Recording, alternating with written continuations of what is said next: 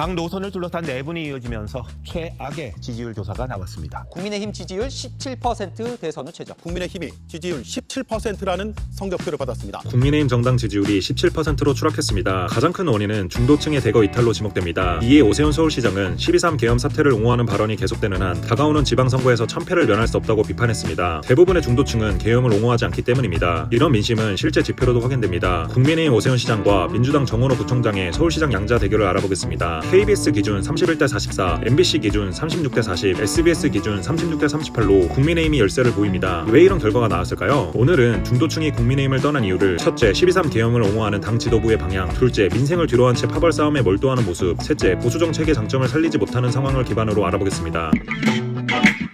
기다릴 만큼 기다렸고 참을 만큼 참았다. 계엄 옹호 멈춰야 한다. 국힘은 영원히 변방으로 밀려날 수도 있다. 오세훈 서울시장의 발언인데요. 국민의힘 지지율을 보면 상당히 설득력 있습니다. 그렇다면 왜 중도층은 국힘을 떠났을까요? 첫째, 12.3 계엄을 옹호하는 당 지도부의 방향 때문입니다. 물론 사태의 발단에는 거대 의석을 앞세워 국정을 마비시킨 당시 야당, 즉 민주당의 명백한 책임이 존재합니다. 민주당은 국민의힘과 정부가 정상적인 국정 운영을 하지 못하도록 29명의 여당 인사에 대해 탄핵 소추를 남발했고 결국 윤석열 대통령도 탄핵시켰습니다. 그리고 대통령의 국정 운영을 위해 사용되는 대통령 특수활동비 예산을 영원으로 전액 삭감하는 등 헌정사상 유례없는 입법 독주와 국정마비 사태를 주도했습니다. 그들은 대화와 타협이라는 민주주의의 기본을 무시하고 오직 수적 우위를 앞세워 행정부의 수족을 잘라버렸습니다. 결국 행정부의 기능이 마비됐고 국가정책이 한 걸음도 나아가지 못하는 상황이 발생했습니다. 이런 형태는 명백히 비판받아야 마땅합니다. 중도층 역시 민주당의 아물라식 발목 잡기에 대한 강한 거부감을 가지고 있었습니다. 그러나 아무리 민주당의 국정 방해와 입법 횡포가 심각했다 하더라도 이를 타개하기 위해 12.3 비상계엄을 선택한 것은 치명적인 실책이었습니다. 민주주의 국가에서 정치적 싸움은 철저하게 헌법의 테두리 안에서 이루어져야 하며 국민의 여론을 움직이면서 해결해야 합니다. 이런 관점으로 봤을 때 민주당과 싸우기 위해 군사력을 동원한 계엄 선포는 절차적 정당성을 중시하는 국민들 입장에선 무리수였습니다. 물론 민주당의 횡포와 국정 마비의 원인을 감안할 때 탄핵이라는 극단적인 결과에 반대하는 목소리도 존재했습니다. 저 또한 계엄은 잘못했으나 민주당의 정치 공격의 배경을 알기에 탄핵은 반대했습니다. 하지만 헌법재판소는 윤석열 전 대통령의 탄핵을 최종적으로 인용했습니다. 그렇기에 결과는 받아들여야 합니다. 대한민국은 법치국가이고 보수주의의 핵심 가치는 법치주의의 수호에 있기 때문입니다. 개인이 탄핵 결과에 찬성하든 반대하든 혹은 그 과정을 얼마나 신뢰하든 안 하든 간에 국가의 최고 헌법기관인 헌법재판소가 내린 최종 판결은 수용하고 받아들여야 합니다. 이것이 법치주의의 기본입니다. 결과에 승복하는 태도야말로 보수진영이 진보진영과 다른 모습이며 논리적 우위를 점할 수 있는 가장 강력한 무기입니다. 그럼에도 불구하고 현재 국민의힘 지도부가 보여주는 행보는 법치주의의 원칙에 엇나가고 있습니다. 당 지도부는 헌법재판소의 탄핵 인용이라는 확정된 법적 결론을 담담하게 수용하기보다는 이미 종료된 사안에 대해 감정적으로 대응하며 결과를 부정하는 태도를 취하고 있습니다. 심지어 당내 일부 지도부와 인사들은 여전히 12.3 계엄의 정당성이나 불가피성을 주장하는 발언을 이어가고 있습니다. 이는 과거의 실책을 반성하고 새로운 대안을 제시해야 할 보수당의 자세가 아닙니다. 헌법재판소의 룰을 받아들이지 못하고 오히려 계엄을 옹호하는 모습은 중도층에겐 국민의힘은 헌법 시스템을 존중하지 않는 집단이라는 치명적인 오해를 불러일으킬 수 있습니다. 즉 정당이 헌법기관의 결정을 존중하지 않고 불복 프레임에 갇히게 되면 필연적으로 대중의 신뢰를 잃게 됩니다. 특히 2030 세대와 중도층 유권자들은 정치 집단의 감정적인 호소와 정치 보복에 공감하지 않습니다. 그들은 미래지향적인 실용주의를 원합니다. 당 지도부가 계엄의 정당성에 집착하고 탄핵 결과를 받아들이지 못하는 사이 중도층은 국민의힘의 등을 돌리고 있습니다. 정치는 현실이며 선거는 명분이 아닌 결과로 승부해야 하는 냉혹한 세계입니다. 만약 국민의힘이 진심으로 윤석열 전 대통령의 명예회복과 구제를 원한다면 소수의 강성 지지층에만 기대는 전략은 완전히 실패할 것입니다. 진짜 윤석열 대통령을 구하고 싶다면 이번 지방선거 그리고 다음 총선, 더 나아가 대선에서 승리해야만 합니다. 특히 총선과 대선에서 승리하기 위한 유일한 조건은 중도층의 마음을 얻는 것입니다. 중도표를 얻기 위해서는 아무리 탄핵에 뼈아프고 개인적으로 반대했더라도 헌법재판소의 재판을 깨끗하게 인정하고 승복하는 모습을 보여줘야 합니다. 쉽게 말해 계엄을 옹호하는 태도는 버리고 미래지향적인 스탠스를 취할 때 비로소 이탈했던 중도층을 다시 보수정당으로 끌어올 수 있습니다. 즉 정치적 목적을 달성하기 위해서는 감정을 억누르고 중도의 시선을 맞추는 인내가 필요하다는 것입니다. 하지만 현재 당 지도부는 이러한 전략적 유연성을 전혀 발휘하지 못하고 있습니다. 이것이 중도층이 국힘을 떠나는 첫 번째 이유입니다. 그렇다면 중도층이 국힘을 떠나는 두 번째 이유는 무엇일까요? 바로 민생을 외면한 채 반대파 숙청에만 매몰된 모습 때문입니다. 현재 대한민국 청년들은 단순히 살기 어렵다는 푸념을 넘어 개인의 생존과 미래 자체가 불투명한 상황입니다. 각종 자료만 봐도 알 수 있습니다. 청년층의 실질 가처분 소득은 2년 연속 하락하고 있으며 생활 물가 지수는 최고치를 경신하고 있습니다. 서민들의 소울푸드인 순댓국밥은 이미 10,000원 이상을 지불해야 하는 시대가 되었고 높아진 물가 때문에 전세와 월세 이자를 내기도 힘든 상황이 되어버렸습니다. 그렇다고 미래가 있습니까? 문재인 정부 시절 폭등한 집값 때문에 내 집 마련의 꿈은 사라진 지 오래입니다. 2026년 1월 기준 서울의 아파트 평균 가격은 15억에 달하며 매매는 10억을 상회하고 상의하고 있습니다. 매달 300만 원의 월급을 받는 청년이 원리금 상환과 필수 생활비, 통신비 등을 제외하고 나면 저축은커녕 마이너스 통장을 안 뚫으면 다행인 시대가 되어버렸습니다. 즉 청년들에게 정치란 이념적 명분을 넘어 실제로 도움이 되어야 합니다. 예를 들어 매달 청구되는 대출 이자와 월세 부담을 몇천 원이라도 덜어주고 기업들을 통해 양질의 일자리를 창출하며 공정한 기회와 자산 형성을 만들어줄 수 있는 정당이면 좌우를 따지지 않습니다. 그렇다면 야당인 국민의힘은 무엇을 해야 할까요? 거대 여당인 민주당과 이재명 정부의 경제정책을 냉철하게 분석하고 포주기식 정책의 부작용을 견제해야 합니다. 그리고 보수의 핵심 가치인 시장 경제 원리에 입각한 합리적인 정책을 제시해야 합니다. 그러나 국민의힘은 그렇게 하지 못하고 있습니다. 국민의 삶을 보살피고 국가의 미래를 설계해야 할 당 지도부의 에너지는 계엄이 옳았냐 틀렸냐, 탄핵을 찬성하냐 아니냐에 사용하고 있습니다. 즉 친윤이냐 아니냐가 국민을 위한 정책보다 중요하다는 것이죠. 소신 발언하자면 중도를 잡기 위해선 보수의 정도를 걸어야 하며 대중의 목소리를 수용해야 합니다. 하지만 국민의힘은 위기 상황인데도 뼈를 깎고 쇄신하는 대신 당의 문을 굳게 잠그고 있습니다. 이미 국민들을 위한 치열한 정책 토론은 실종되었고 오직 누가 당의 주도권을 쥐냐에 힘을 쏟고 있습니다. 예를 들어 배현진 의원 징계 사태는 현재 국민의힘이 얼마나 파벌 싸움의 늪에 빠져 있는지를 명확하게 보여주는 사건입니다. 솔직히 저는 그 문제를 정확히 모르고 크게 관심도 없습니다. 다만 당이 단합하고 혁신에도 모자랄 시점에 서로 싸우고 있는 게 답답할 따름입니다. 이런 모습을 국민의힘 당원들조차 안 좋게 보는데 중도층에겐 어떻겠습니까? 정당의 존재 이유는 권력 획득 그 자체가 아니라 획득한 권력을 통해 국민의 삶의 질을 개선하고 국가의 발전을 견인하는 데 있습니다. 그러나 지금 국민의힘은 민생 돌보기라는 가장 기본적이고 본질적인 책무를 잊은 채 파벌 싸움만 하는 정당으로 전락했습니다. 지지율 17%라는 숫자가 국민의힘에게 던진 메시지는 단 하나입니다. 파벌 싸움은 멈추고 국민들을 위한 보수 정책을 내놓으라는 것입니다. 셋째, 국힘이 보수 정책의 장점을 살리지 못하기 때문입니다. 과거 중도층이 국민의힘의 지지를 보냈던 가장 큰 이유는 진보 진영의 감정적인 정책 접근과 달리 보수 진영은 데이터를 기반한 합리적인 경제 정책을 펼쳤기 때문입니다. 대중들은 시장 경제의 원리를 존중하고 기업의 혁신을 지원하며 개인의 자상 증식을 인정하는 유능한 보수를 원했습니다. 그러나 12.3 비상계엄 이후 국민의힘이 보여준 의사결정 과정은 중도층의 기대를 만족시키지 못했습니다. 민생의 고통을 해결할 수 있는 합리적인 대안은 실종되고 그 자리는 낡은 정쟁과 권력 투쟁이 차지했습니다. 어쩌면 중도층이 바라본 현재의 국민의힘은 더 이상 자본주의와 시장 경제를 수호하는 실력 있는 정당이 아니라 민주당이 끌려가는 집단으로 전락했을지 모릅니다. 대표적으로 이재명 정부가 출범한 이후 제1야당으로서 국가 예산 및 경제 개혁에 대한 구체적인 대안을 제시하지 못한 것이 있습니다. 물론 소속 의원들의 개별적인 법안 발의가 없었다는 것은 아닙니다. 그러나 대국민 언론 브리핑, 당 대표의 메시지 전달 등 국민들과 소통할 수 있는 자리에 정책보단 이념 투쟁에 가까운 행보만 보여줬습니다. 그리고 탄핵 이후 붕괴된 당을 수습하는 과정에서 차기 당권은 어느 세력이 차지할지만 중요한 것 같습니다. 국민들의 먹고 사는 문제를 해결할 굵직하고 선명한 경제 비전은 대중에게 전달되지 않았습니다. 두 번째 사례는 이재명 정권 출범 이후 원달러 환율이 1,500원에 육박하는 경제 위기 속에서 국민의힘이 보여준 대안이 없었던 것입니다. 정권 교체 후 시작된 환율 급등세는 현재 1,500원 선을 위협하며 대한민국 경제의 최대 뇌관이 되었습니다. 고환율은 필연적으로 수입 물가 폭등으로 이어져 청년들의 실질 가처분 소득은 폭락하고 있습니다. 보수 정당이 진정으로 시장 경제를 수호하고 거시 경제를 중시하는 집단이라면 이 국가적 리스크 앞에서 정부의 외환 시장 대처를 냉철하게 견제하고 비상 대책을 내놓아야 합니다. 예를 들어 환율 상승으로 직격탄을 받은 내수 기업에 대한 세제 지원 법안, 밥상 물가를 잡기 위한 수입 생필품 관세 확대 등 실효성 있는 경제 처방을 제안하면 어땠을까 싶습니다. 그러나 국힘은 제시하지 못했습니다. 환율 1,500원 시대라는 국가적 경제 위기 속에서도 실질적인 대안을 내놓지 못하는 모습을 보며 중도층은 실망했을 것입니다. 세 번째 사례는 민주당의 좌로 치우친 신노동 정책을 방어하지 못한 점입니다. 대표적으로 노란 봉투법이 있습니다. 젊은 중도층이 보수 정당에 지지를 보냈던 이유 중 하나는 국민의힘이 기득권 강성 노조의 철밥통을 타파하고 능력주의를 실현할 것이라는 믿음 때문이었습니다. 개인의 능력과 성과에 따라 정당하고 투명한 보상을 받는 능력주의의 실현, 그리고 강성 노조가 쌓은 기득권을 타파하는 것은 청년 세대에겐 중요한 과제입니다. 하지만 국민의힘은 당장의 정치적 생존과 지지층 결속에 에너지를 쏟았고 청년 일자리 창출과 기업 규제 완화, 그리고 강성 노조 타파와 같은 사안은 우선순위에서 밀려났습니다. 이런 모습들이 쌓여 지지율 17%란 결과가 나왔습니다.